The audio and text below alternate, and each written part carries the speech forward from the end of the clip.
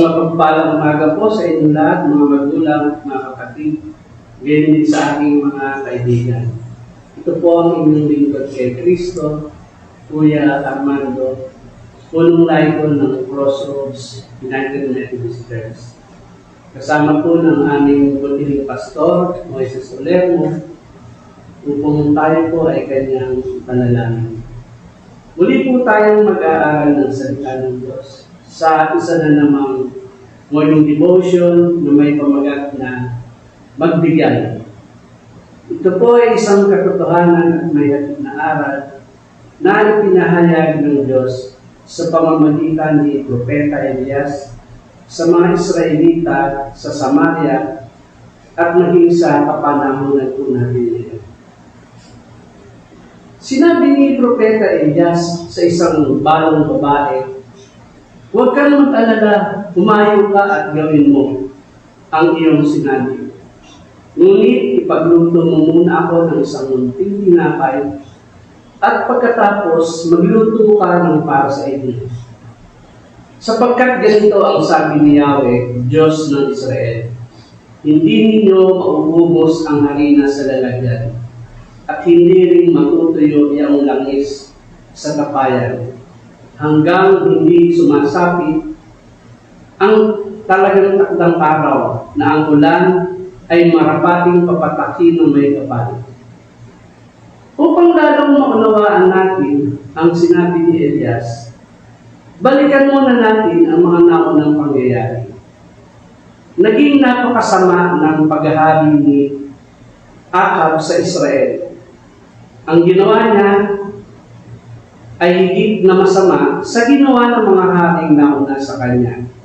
Kaya sinugo ng Diyos si Elias sa hari upang sabihin, hindi uulan, ni hindi man lamang magkakahamog sa mga darating na taon hanggang hindi ko sinasabi. Pinapunta ni Yahweh si Elias sa batis ng hari at doon nanirahan. May uwak na nagdadala sa kanya ng pagkain at sa batis siya umiinom.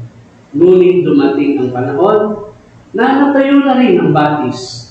Kaya pinapunta ni Yahweh si Elias sa Serepta at doon may makikita kang babaeng balo. Noon ang lahat ay dumaranas ng matinding paghihirap dahil sa tagtuyo. Walang ulan at hindi makapagtanim ang mga tao. Nakita nga niya ang babaeng balo na namumulot ng panggapong.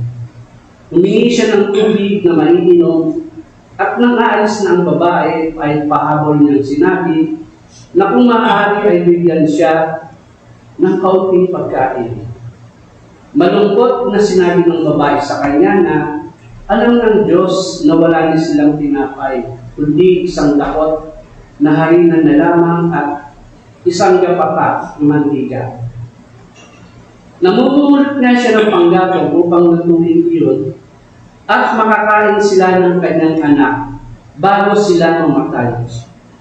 At dito sinabi ni Propeta Elias, "Huwag kang mag-alala, umayo ka at gawin mo ang iyong sinabi. Ngunit ipagluto mo muna ako ng isang munting tinapay at pagkatapos magluto ka ng para sa inyo. Sapagkat ganito ang sabi ni Yahweh, hindi ninyo mauubos ang harina sa lalagyan at hindi rin matutuyo yung mantika sa kapayan hanggang hindi sumasapit ang talagang takdang araw na ang ulan ay marapating papatakin ng may kapal." Ngayon mga kapatid, narito po ang pagsubok sa atin. Kung kayo ang nasa kalagayan ng babae, ano ang gagawin ninyo? Ipakipagsasapalaran ba natin ang isang dakot na harina?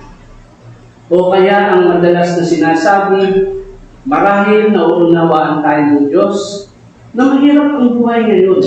Mahal ang bilihin, halos pilit natin pinagdurugtong na lamang upang umabot sa susunod na sweldo. Alam ng Diyos na nais natin magbigay, lamang talagang kapos. Sa tingin ba natin tamang dahilan ito? Subalit ang babaeng ito, balo, tagtuyod na at tagutumpa, huling dakot na harina, ibibigay ba niya? Ibinigay po niya. Praise God. Nang hinahang na ng babae ang ginawang tinapay, sabi ng gutom na anak, kakain na po ba tayo? Hindi anak, ibibigay natin ito sa propeta ng Diyos. Biglang nagtanong ang bata, ano po? Ipamimigay niyo ang huling nating isang dakot na harina. Ano ba ang nangyayari sa inyo? Anak, naniniwala ako at dapat pagtinawalaan ang kanyang sinabi. Maraming ulit ko nang narinig na ang kanilang Diyos ay dumirinig at tumutuloy. At sinabi niyang, hindi ninyo mauubos ang harina sa lalagyan. Subalit kung hindi man ito magkatotoo, tama na rin sa akin. At masaya akong propeta ng Diyos ang kumain ng huli nating tinapay. At tumangunga ang bata. Ano ang nangyari? Nabigo ba sila? Hindi po.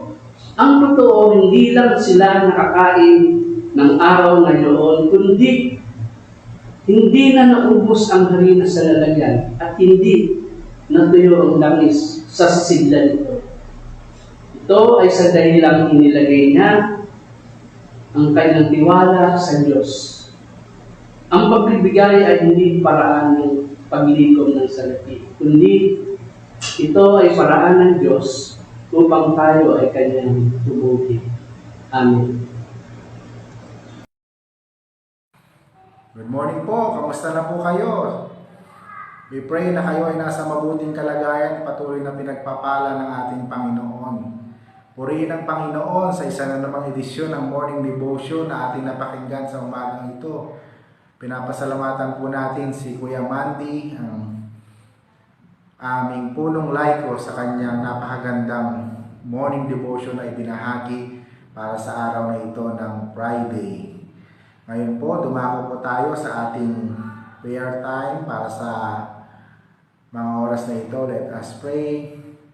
Gracious and loving God, pinupuri ka namin at pinasasalamatan sa umagang ito ng Friday. Salamat po sa patuloy na pag-iingat nyo sa bawat isa sa amin. Salamat po dahil binangon nyo kami sa aming mga higaan at muling binigyan ng kalakasan at muling napakinggan ang iyong mga dakilang salita sa pamamagitan ng iyong anak na naging instrumento ng iyong mga salita na si Kuya Mandy.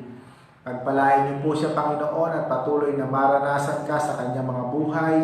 Nawa ang mga salita na aming napakinggan ay magsilbing kalakasan, inspirasyon upang kami ay makapagpatuloy sa aming journey sa paglalakbay namin sa magulong sanglibutan ito. Pangunahan niyo po ang aming buong maghapon.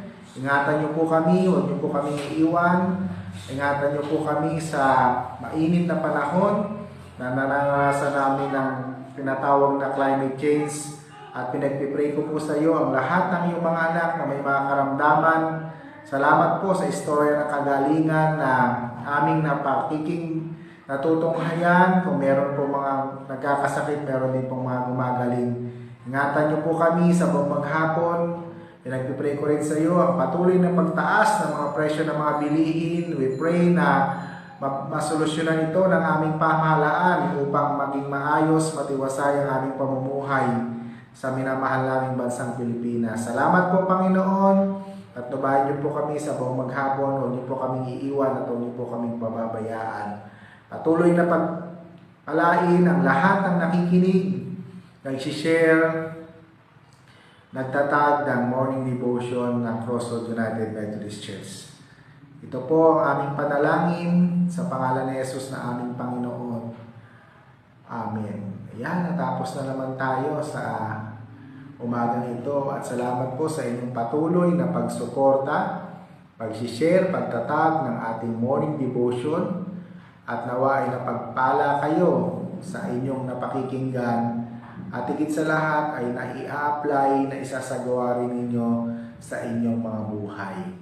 So sa ngalan ng Crossroad United Methodist Church Multimedia Team, sa pangunguna ni Kapatid Narana at sa bumubuo ng ministerial staff at sa Crossroad United Methodist Church.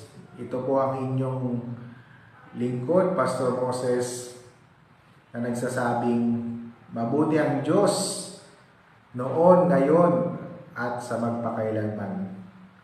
Paalam!